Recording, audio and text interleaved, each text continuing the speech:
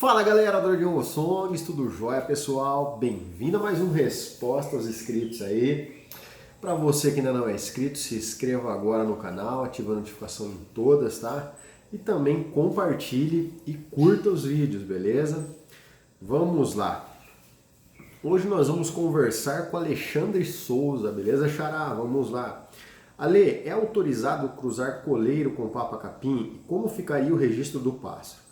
Alexandre, na verdade, cara, não é nem autorizado nem proibido, tá? Nesse quesito, cara, o que está acontecendo, cara? A gente não tem no CISPAS ainda um desenvolvimento técnico, tá? Ou seja, um sistema que tenha realmente capacidade, tá?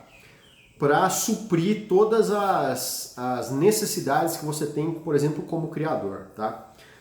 Tem bastante gente que tem uma posição que não se pode hibridar e tal e tal. Eu tenho uma posição contrária, tá? Minha posição não é essa.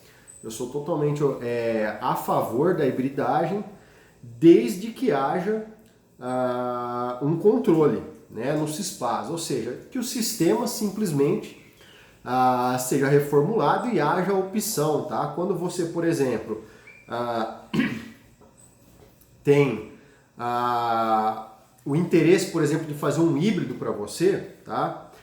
Na sua criação, etc., porque você acha bonito ou qualquer coisa, como é um pássaro que não é um pássaro destinado à reintrodução na natureza, tá? É um pássaro doméstico, vamos deixar bem claro isso, tá? O que eu acho que deve ser feito, tá? Na minha opinião, tá? Tem gente que discorda, eu respeito sem problema. Mas eu acho que o caminho não é proibir, o caminho é orientar, tá? Dar instrução para as pessoas poderem fazer a coisa certa. Por quê? Porque acontece hoje em dia no IBAMA uma coisa muito séria, que é multa por tudo. Tudo que você errar, você toma multa, você toma. Isso é uma metodologia que não funciona, tá?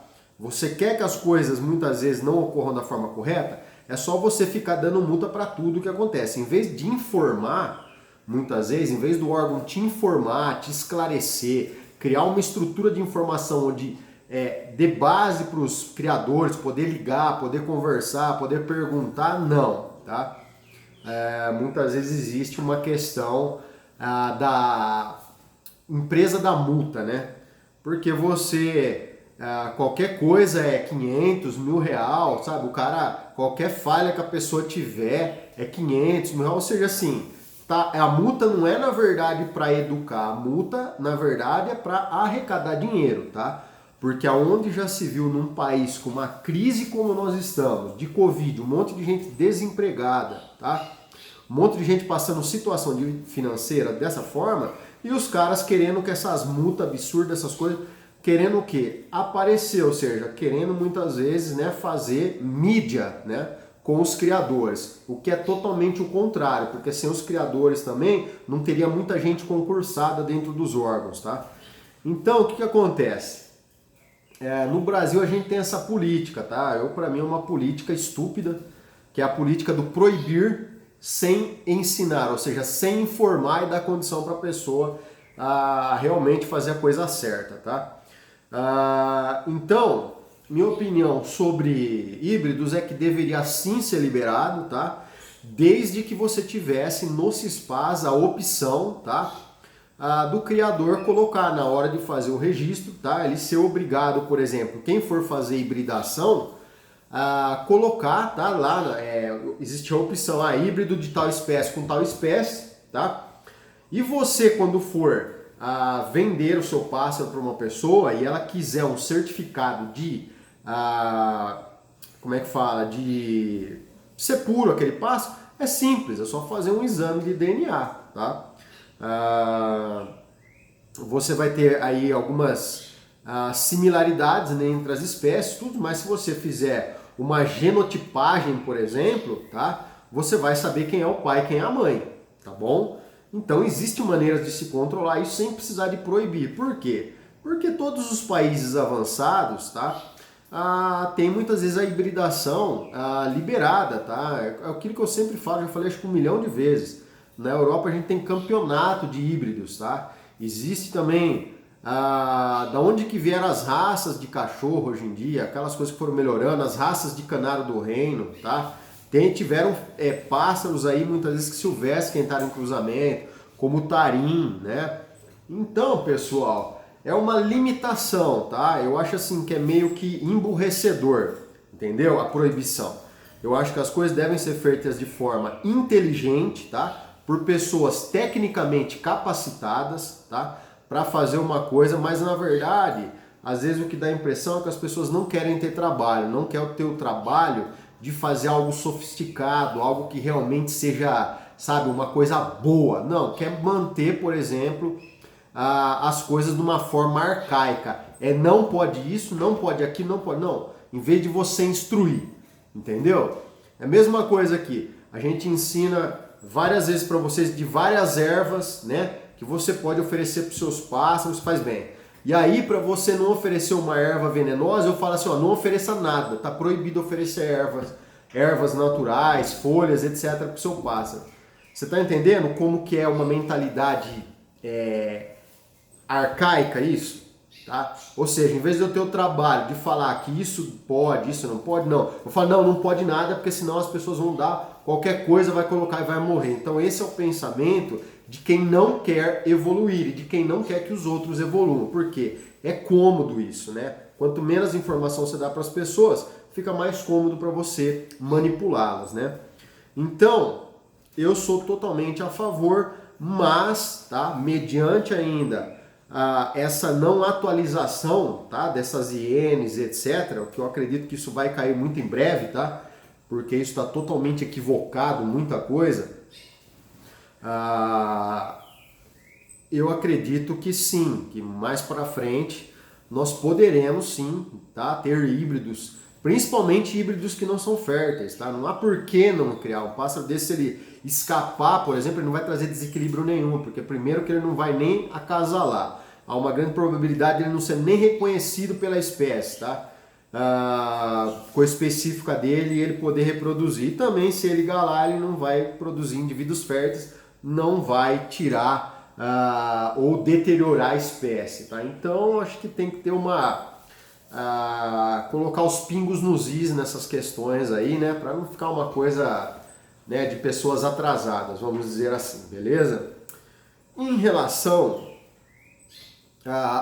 ao contexto atual, não crie, tá? Se você tem pássaros, procure criar caroelenses com caroelenses, nigrícolas com nigrícolas, ardesíaca com ardesíaca, etc. Porém, nós sabemos que na natureza essa hibridação ocorre espontaneamente, tá? Eles se cruzam dentro da natureza. Então, pessoal, aí fica para vocês o que é certo ou errado nesse quesito, né? Se vocês acham que eu estou errado, beleza, né? Mas eu acredito que o bom senso, já que existe essa hibridação na natureza, e são híbridos férteis, né? Então, eu acho que sim, desde que esses pássaros não tenham um controle, tá, genético, seja uma coisa bem organizada, não vejo problema nenhum, tá? Mas no momento não faça, tá? Porque não está legalizado ainda, beleza? Um grande abraço. O Aldemir Fidelis, beleza, Aldemir? Vamos lá. Boa tarde, Ale. Me tira uma dúvida. Com que idade o tico-tico adquire a plumagem de adulto? E com que idade a fêmea está pronta para a primeira postura? Sempre assisto seus vídeos. Obrigado. Aldemir, é o seguinte. O filhote de tico-tico, ele adquire a plumagem de adulto em épocas variadas. Isso vai depender do seu filhote, tá? Aqui no meu plantel, já tive filhotes fazer muda de pena com 3 meses de idade e já tive filhotes que foram pardos ainda pintados até quase 9 meses de idade, tá? Então isso vai variar realmente da genética do seu plantel, tá?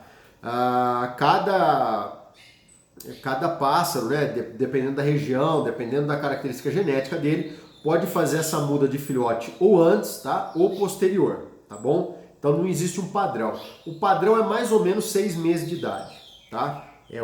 Que a grande maioria ocorre essa muda aí. Em relação à fêmea estar pronta para a primeira postura, eu sempre procuro contar 1 ano e meio, ou seja, a fêmea criou nessa temporada, né? A gente finalizou a temporada em fevereiro. Na próxima temporada eu não ponho ela para criar. Na outra temporada eu ponho. Agora, existe um outro parâmetro que você deve considerar, tá? Se você, por exemplo, colocou a sua fêmea agora, a sua fêmea é desse ano. Se na temporada desse ano mesmo agora, a fêmea foi criada agora, tá com 3 meses de idade, e em setembro a sua fêmea estiver sem ninho, tá? Eu falo sem ninho, não colocar ninho. E ela começar a aprontar, pedir gala e botar sem gala, pode pôr para criar, tá bom? Mas se ela não botar, eu não coloco para criar na primeira temporada, tá bom? A não ser que ela comece a botar. Então o parâmetro é esse. Ou você considera a temporada que ela nasce, pula uma e coloca na outra, ou então a partir do momento que ela botar ovo sem gala, tá bom? Botar sozinha, botou no fundo da gaiola, a fêmea botou, ela tá pronta, tá? Então pode colocar ninho para ela e entrar normalmente aí no ciclo reprodutivo, colocando o macho para galar e etc. Fechou? Um grande abraço aí.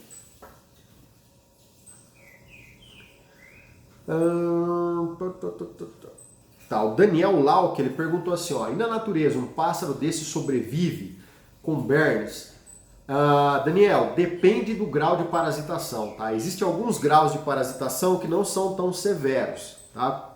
Porém, em uma grande quantidade, isso vai causar anemia no filhote, vai causar um atraso de desenvolvimento no seu filhote e pode também causar infestação muitas vezes por um outro tipo de larva, né? Que é a larva realmente da mosca da bicheira, tá? Que às vezes por causa do cheiro de sangue, dos fluidos, também essas larvas acabam visitando o ninho. E tem também ninhos que acabam dando bicheira, tá bom? E aí a própria bicheira acaba comendo os filhotes, tá? Não as larvas de filornes em si, mas a própria bicheira. E também, dependendo do local onde parasitar, tá? A larva pode trazer danos para os filhotes, tá? Ou seja, causar aí uma anomalia, causar uma debilidade física que não permita que esse filhote tenha uma vida normal quando ele sair do ninho, tá?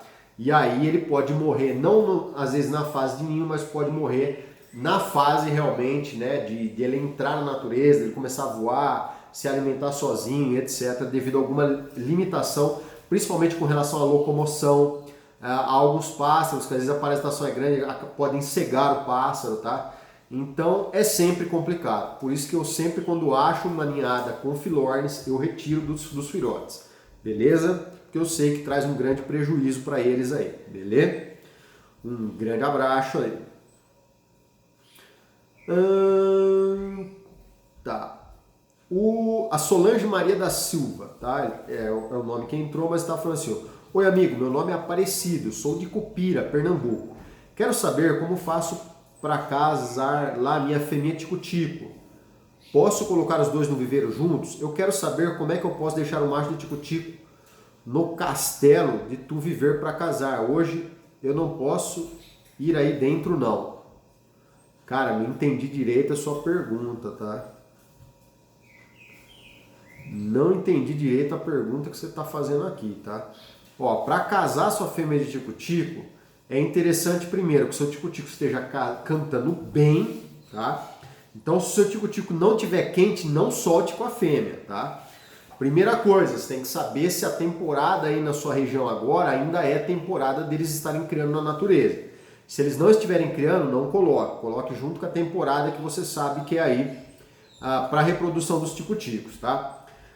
A fêmea, primeira coisa que você deve fazer, cara, tá? Se você for colocar no viveiro, você coloca primeiro a fêmea, tá? Depois você coloca ninho para ela. Quando ela estiver construindo o ninho já com palha, etc., começar a querer pedir galo, você vai entrar com a gaiola dentro do ninho, vai deixar uns 2, 3 dias o macho ali dentro do ninho junto com a fêmea, tá? Para ela acostumar com a presença dele lá dentro e só depois, isso o seu macho estando quente, tá?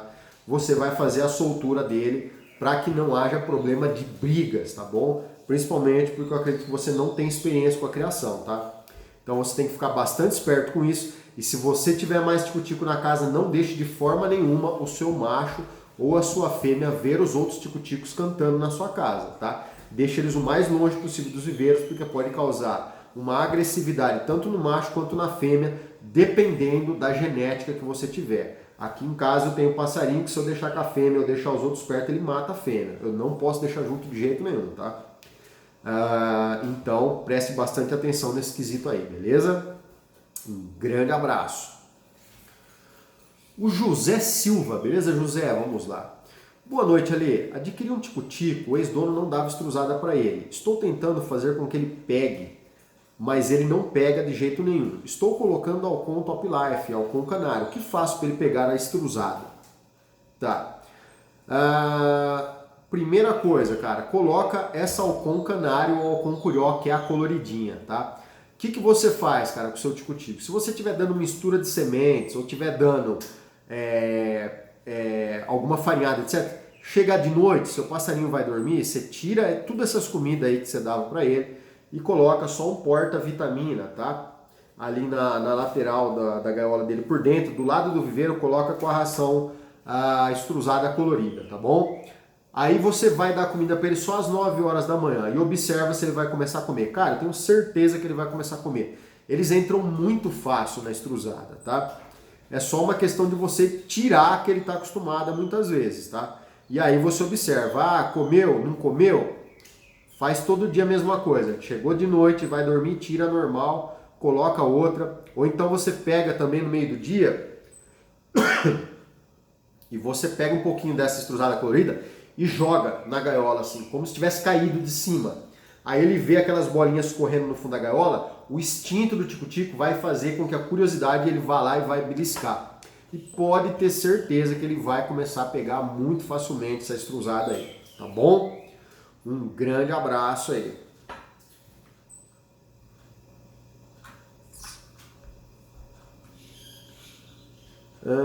O Igor Estevam, beleza, Igor? Vamos lá.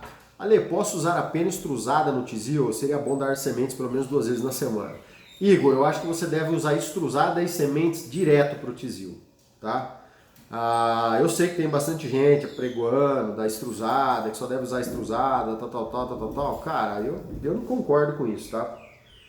Eu particularmente, aqui em casa, ofereço para o meu tizil sementes estruzadas, cara, não tem do que reclamar, tá? E o pássaro é um pássaro granívoro, tá? Então, pessoal, não cai na conversa de ninguém, meu, tá? Vocês prestem atenção numa coisa que muitas vezes, cara, uma mentira repetida várias vezes, ela acaba se tornando verdade, tá? Não quer dizer que ela seja verdade, quer dizer que se ela ficar repetindo muito e você realmente não tiver um conhecimento, você acredita nisso, tá?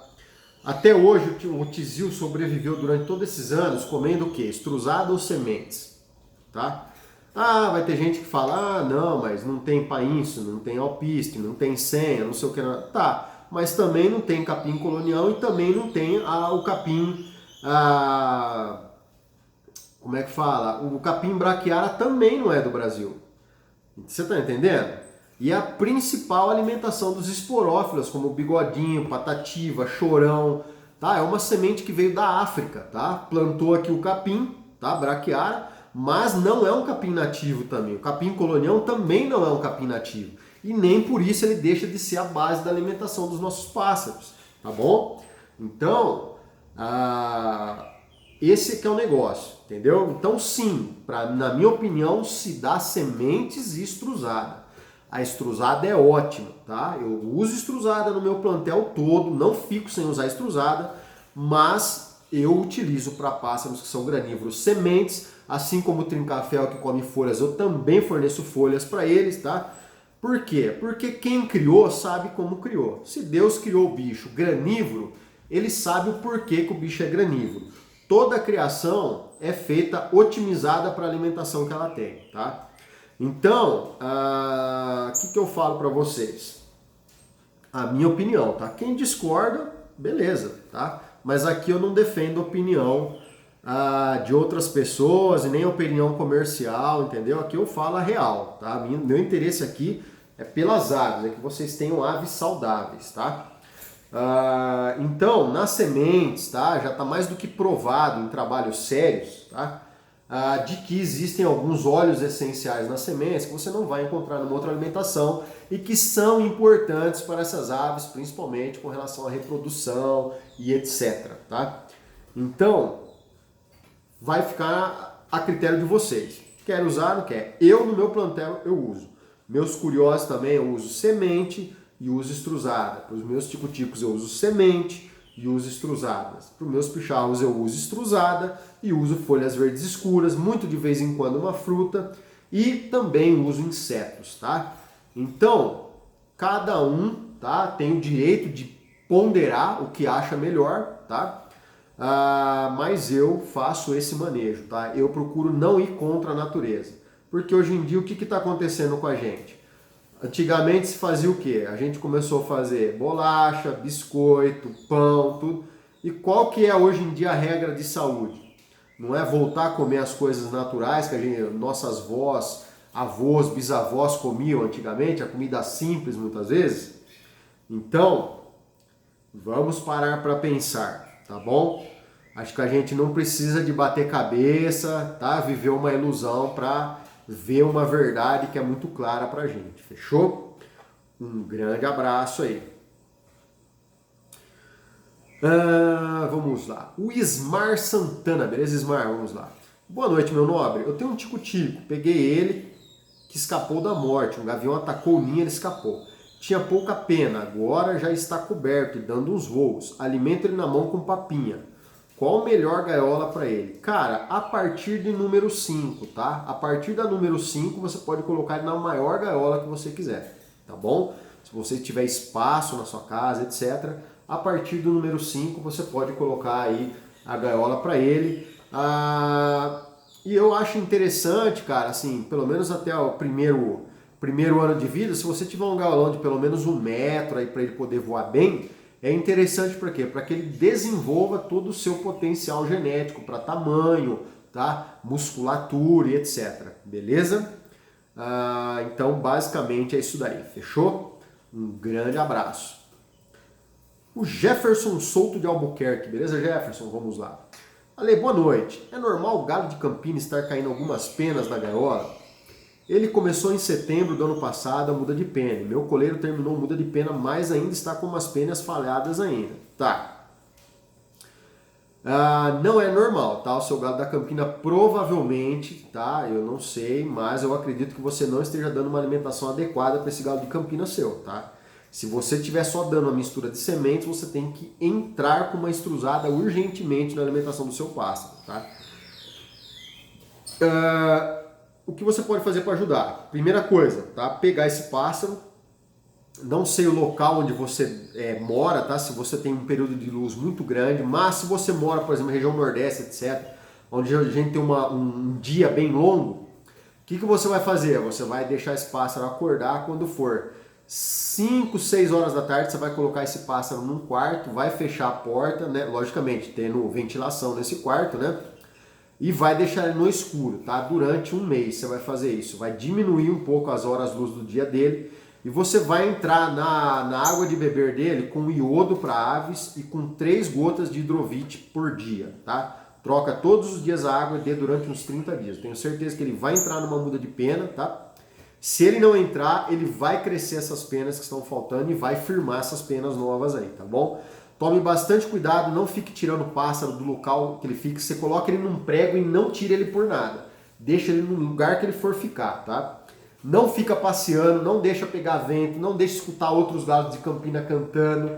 Nada. O passarinho tem que ficar quieto, tranquilo, sem estímulo nenhum, tá? Para que ele possa, os hormônios da muda de pena entrarem em vigor aí e fazer com que ele entre nesse processo e saia dele corretamente. Beleza? Um grande abraço aí. O Jean Castro, beleza, Jean? Vamos lá. Olá, amigo, admiro o seu trabalho, a paciência com que os animais. Queria que você me tirasse uma dúvida. Estou para receber da Colômbia um casal de canário peruano. Para recebê-los, qual a documentação necessária que tenho que ter para retirá-los? Cara, primeira coisa, tá? Você tem que ver no seu CISPAS, né? Se você pode receber esses pássaros. Agora, se esse pássaro não for registrado, se ele não for entrar no CISPAS, você não consegue tirar ele com documentação nenhuma. Esse pássaro vai entrar aqui de forma ilegal e você pode ser preso, tá? Agora, se você tem a documentação, se esse pássaro está vindo registrado, né, por um órgão, você tem que visitar ali o IBAMA, tá? E realmente, cara, perguntar para eles qual é a documentação necessária, ou se ele, né, para eles poderem aceitar esse pássaro e entrar na sua relação, tá bom? Porque de uma certa forma o canário peruano ele é para ser um pássaro exótico e não um pássaro silvestre aqui na nossa região, tá? É uma subespécie do nosso canário, mas ela não ocorre no Brasil. Então deveria ser liberado esse pássaro para entrar como exótico dentro do Brasil e não como um pássaro silvestre, tá bom? Então é ideal você se orientar no IBAMA, porque aqui você não me passou nenhuma informação, tá? Se o pássaro vem registrado, se o pássaro vem sem registro, etc, tá bom? Então se informe corretamente, mas pela nossa lei, né, é um pássaro exótico, já que ele não que essa subespécie não ocorre dentro do Brasil, tá bom? Um grande abraço aí. O Renê Mataiós, beleza, Renê? Vamos lá. Olá, quantas gotas devo servir do Vitagold potenciado para o meu coleiro na muda de penas? Cara, no máximo 2 gotas de 50 ml durante uns 20 dias, tá? E na verdade, na muda de pena não é tanto o Vitagold que importa, é mais um suplemento, se você quiser usar, tá?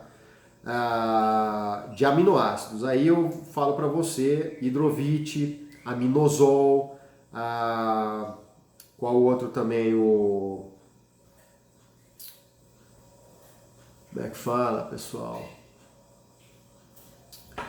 Tem um monte de complexo de aminoácidos aí. E também o Hemolitan, tá? Você pode usar o Hemolitan, você usa menos, se você for usar, usa uma gota por causa da quantidade de bastante ferro que tem, tá? Mas é isso que vai fazer diferença na muda de pena, não é um suplemento de vitaminas, principalmente se você já trabalha com extrusado de qualidade no seu plantel. Beleza? Um grande abraço aí. A Pamela, beleza, Pamela? A respeito do Bem-TV com Berne, ela tá perguntando assim, ó. Na verdade não é Berne, tá, Pamela? É uma mosca chamada Philornis, o gênero dela, tá? Berne é um nome vulgar, às vezes que a gente fala, tá? Vamos lá. Ela falou assim, sabes dizer o que causa isso? Será que colocar casas de madeira pronta para eles ajudaria? Não, não é o problema das casas prontas de madeira, tá? Porque essas larvas parasitam também pica-pais, tá? Dentro da casinha. Eu já filmei aqui no canal, quem quiser conferir, olha lá, tá? Eu filmei a mosca da Philornis entrando, tá? Num ninho de pica-pau recém-nascido para botar nos filhotes, tá? Então é só você acompanhar, não é o problema do ninho não, eles entram dentro de buraco, de qualquer coisa, tá bom? Não é isso que vai melhorar nessa questão aí da parasitação não, tá bom? Um grande abraço aí.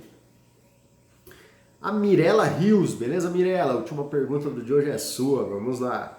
Amigo, boa noite. Tem como botar canto no tico-tico? Sim, se ele for filhote e não tiver encartado ainda, com certeza, você trava ele no local da casa e ligue o canto do tico-tico tocando para ele direto, tá? Você pode dar pausas, assim como a gente dá pausas muitas vezes para encarte de coleiro, de curió, de bicudo, etc, tá? Você pode fazer a mesma coisa com o tico-tico e evite deixar pássaros, por exemplo, coleiro, bigodinho, azulão, que mais? Canário da terra, etc. Ou canário do reino perto desse filhote, no caso se ele for filhote, tá?